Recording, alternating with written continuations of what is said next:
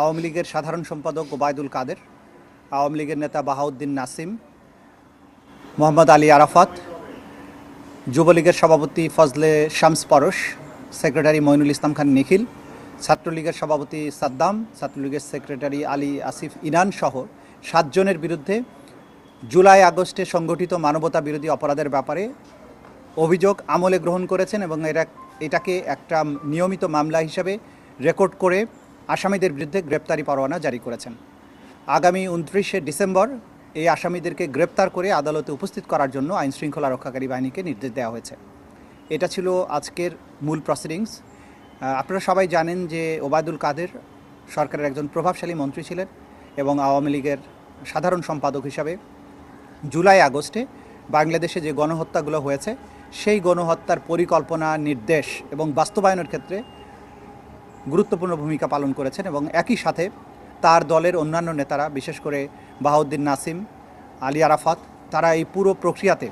সরাসরি সম্পৃক্ত থেকে এই হত্যাকাণ্ডকে ফ্যাসিলিটেট করা, হত্যাকাণ্ড সংগঠনের পরিকল্পনা করার ব্যাপারে তাদের বিরুদ্ধে অভিযোগ আনা হয়েছে। আপনারা এটাও জানেন যে জুলাই আগস্টে যে হত্যাকাণ্ড বাংলাদেশে সংগঠিত হয়েছে সেখানে পুলিশের পাশাপাশি বা অন্যান্য বাহিনীগুলোর পাশাপাশি অক্সিলিয়ারি ফোর্স হিসাবে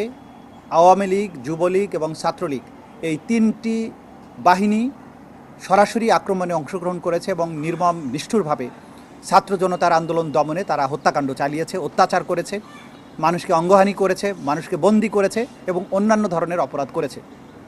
সেই কারণেই ওবায়দুল কাদেরকে এখানে তার কমান্ড রেসপন্সিবিলিটির কারণে এই মামলার আসামিভুক্ত করা হয়েছে এবং অন্যান্য যাদেরকে এখানে আসামি করা হয়েছে তারা প্রত্যেকেই শীর্ষস্থানীয় নেতা, তার নিজ নিজ অর্গানাইজেশনের সেই কমান্ড রেসপন্সিবিলিটির কারণে তাদেরকে আসামিভুক্ত করা হয়েছে। এবং আমরা এই প্রতিশ্রুতি ব্যক্ত করছি, জুলাই আগস্টের এই যে জঘন্য মানবতা বিরোধী অপরাধ যেটা বাংলাদেশে সংঘটিত হয়েছে আপামর জনসাধারণের উপরে, তরুণ, যুবা, ছাত্র ছাত্রী এবং শিশু কিশোরদের উপরে এই হত্যাকাণ্ডের বিচার নিশ্চিত করার ব্যাপারে সরকার দৃঢ় প্রতিজ্ঞ।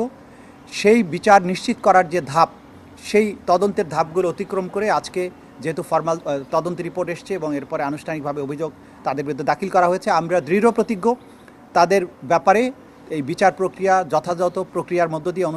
সামনে অগ্রসর হবে এবং আমরা নিশ্চয়ই শেষ দিন পর্যন্ত সকল আসামির বিচার এবং তাদের যে প্রাপ্য সেটা নিশ্চিত করতে আমরা কাজ করব। Thank you.